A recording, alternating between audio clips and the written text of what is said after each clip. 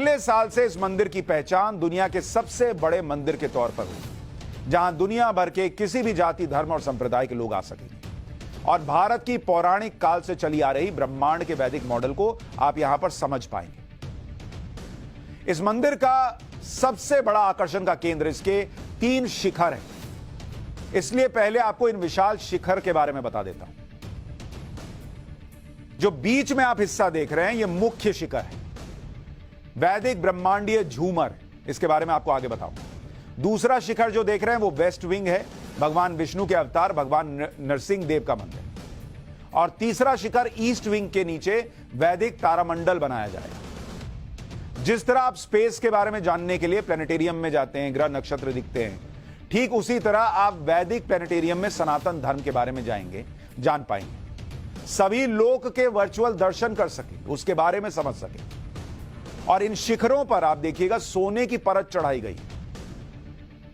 350 feet ऊंचे इस मंदिर के शिखर तक पहुंचने के लिए 14 लिफ्ट लगाई गई हैं। 14 लिफ्ट, सोचिए कितना बड़ा मंदिर है। पहले आपको वैदिक झूमर का एक एनिमेशन वीडियो दिखाता हूं, जिसमें इस सृष्टि के निर्माण को लेकर बहुत सारी जानकारी दी जाएगी। यहां आकर यह समझ सकेंगे कि यह दुनिया किसने, कब और क्यों बनाई, दुनिया बनाने के पीछे का उद्देश्य क्या है। यह एनिमेशन वीडियो है जो वहां लोगों को दिखाया जाएगा। इस बात को वैदिक झूमर में दर्शाया जाएगा, इसलिए इसे इस मंदिर को दुनिया का वैदिक मंदिर कहा जा रहा है। आमतौर पर यह बताया जाता है कि करोड़ों अरबों साल पहले खगोलीय घटना से ब्रह्मांड और पृथ्वी जैसे दूसरे ग्रहों की उत्पत्ति हुई, लेकिन सनातन धर्म और शास्त्रों के अनुसार इसके पीछे पूरा विज्ञान है, जिसके बारे में बहुत पहले वेदों में लिखा जा चुका है। लेकिन मॉडर्न युग के चक्कर में इस ज्ञान से दूरी बढ़ती चली गई, इसलिए आज इस बात को भी आपको समझना चाहिए। ऋग्वेद में एक श्लोक है, सप्त दिशो नाना सूर्या देवा आदित्या ये सप्त, यानी इसमें कहा गया है कि सप्त दिशो नाना सूर्या, यानी सूर्य अनेक है।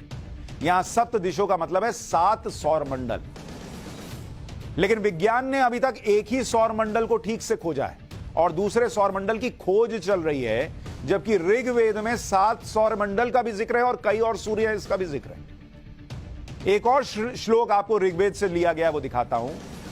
शकमयम धूमम अराद अपश्यम विषुवता पर इनावरेण, यानी सूर्य के चारों और तरफ और दूर दूर तक शक्तिशाली गैस फैली हुई है। यहां गैस के लिए धूम शब्द का प्रयोग किया गया।